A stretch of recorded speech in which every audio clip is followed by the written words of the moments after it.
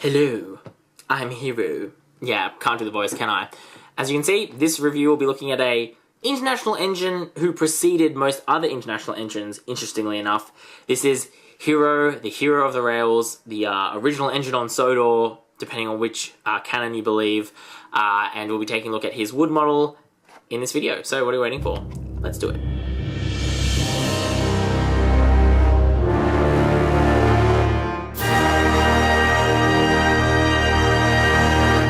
Stock standard packaging, Hero in the corner, Hero in the box. Flip it over, you get the bio here, you can pause if you want to read it.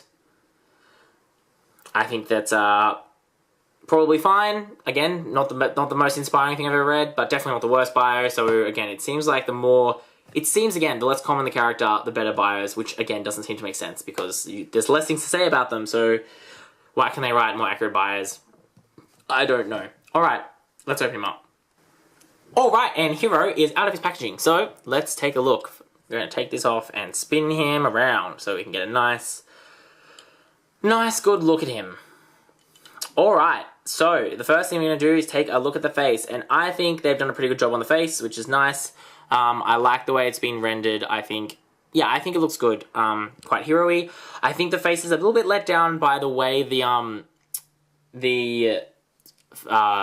smoke deflectors, words, are so closely attached. Like, they're right there, they're almost like ears. If you compare them to Yong Bao, you can see he's got a nice amount of space between his boiler and the smoke deflectors. Whereas this one, on Hero, they're right there. And I think it just makes him look a little bit silly. Maybe not from the side, but from the front. He does look like he's got weird ears, which is just not how he looks. And again, it's just a very strange decision, particularly because his boiler actually extends a little bit past the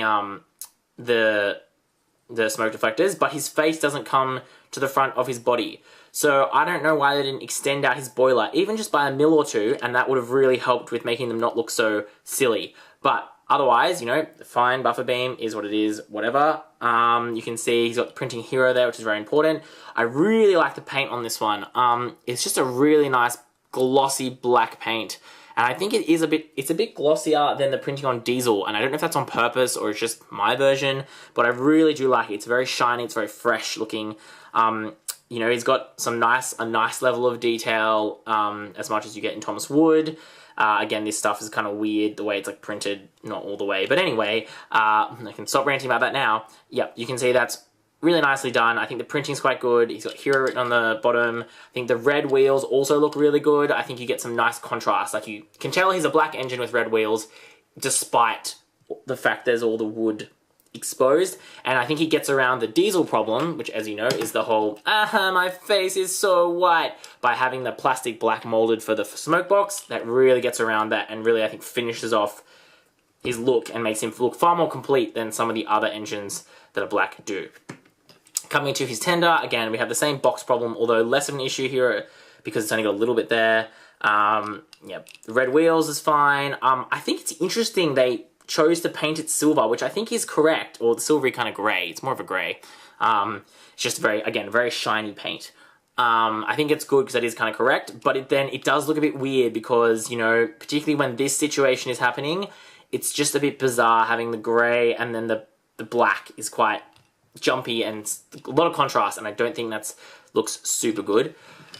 If we couple them together, again, I think they've done a good job of making Hero look as big as they can for a Thomas Wood engine, but again, he still obviously suffers the same problems. If we get him up Thomas next to him, you can see, yeah, Thomas still looks pretty big, even though Thomas is obviously not meant to be anywhere near as big as Hero is, which is unfortunate. If we bring him up next to a big engine like Gordon, you can see they hold their own together, which I think is good, but it is just a bit unfortunate. But I literally rant about this in every single video. The last one, which I think will be a cool comparison, is to get Yong Bao, who's our other international friend, who is a tender engine, and you can see that these two, I think, actually look quite cool together.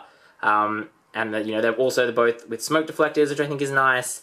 But I do think the smoke deflectors have been done far better on this one than they have here, which is weird because they've had so many other toys to make Hero, and they screwed it up, even though, again, this is his first, you know, one of his first toys, and I think they really nailed that. They just missed the paint on the top bit. So, weird that they got that part right and they didn't get it right on this guy.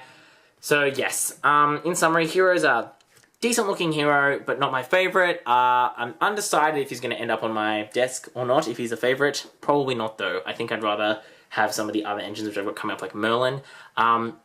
So yeah, that's what I've got to say about Hero. Let me know your thoughts on this model, on Thomas Wood, on the character, anything you want, really. You know, I'm always excited to read your comments. Even if I don't reply, I do read everyone's comments. So thank you for that. Alright guys, that's what we've got time for. This is Extreme Trains.